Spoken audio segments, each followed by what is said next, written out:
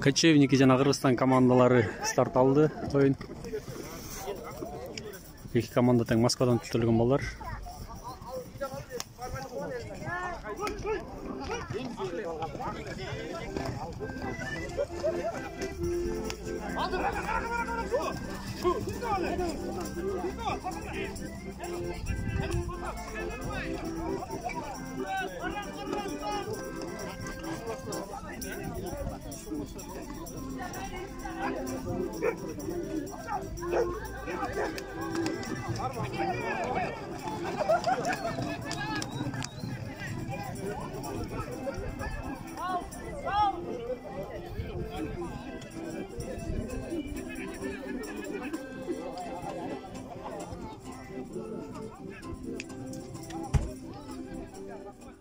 Assalamu alaikum.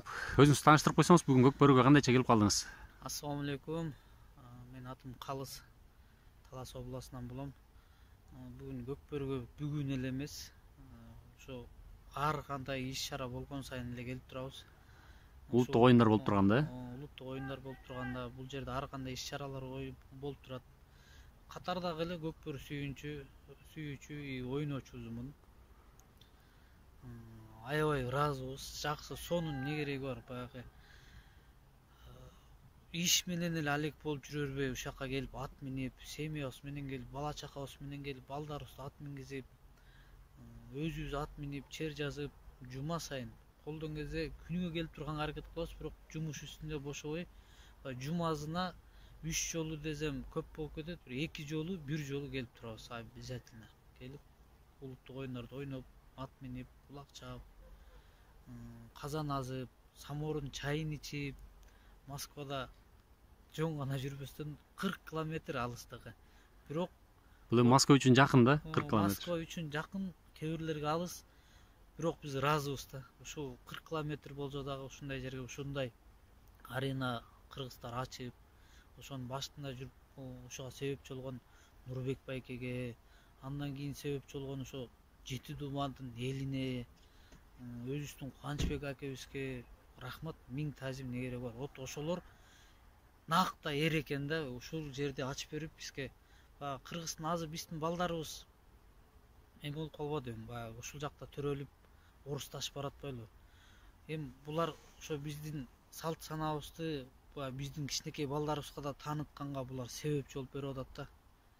Мурастарыбызды жоготпогонго баягы себеп, 200 миң, 300 миңдей кыргыз бар ушу Москвада эле.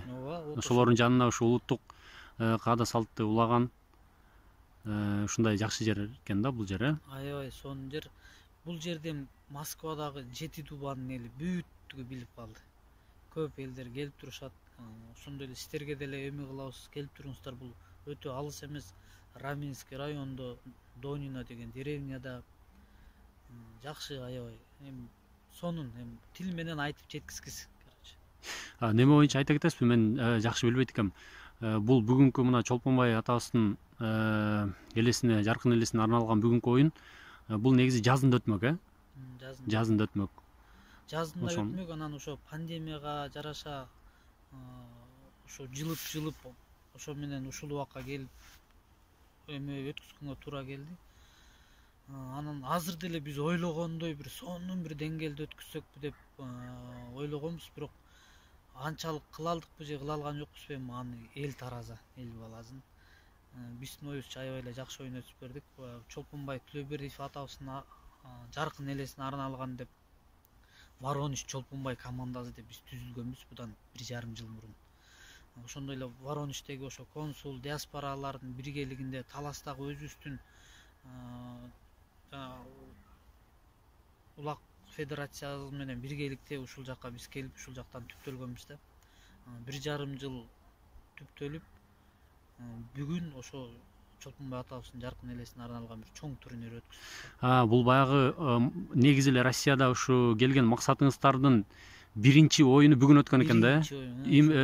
Ошо Чолпонбай атабызга арналган оюн бүгүн биринчи болгон экен, Бүгүн биринчи Эми деңгээлине баарыбыз ыраазыбыз негизичи, анткени ошо пандемия аркылуу эме карата ар кандай болуп атпайбы? Анан ошол жакшы. Рахмат Жакшамды. силерге, ишиңиздерге ийгилик. Келиңиздер, ойноңуздар. Өзүбүздүн спортубуздун жүзү болгон көк бөрүнү, каада салтыбыздын мурасыбызды унутпай, ошо алыс жерде дагы чогуу алып жүрөлү. Рахмат барыңарга.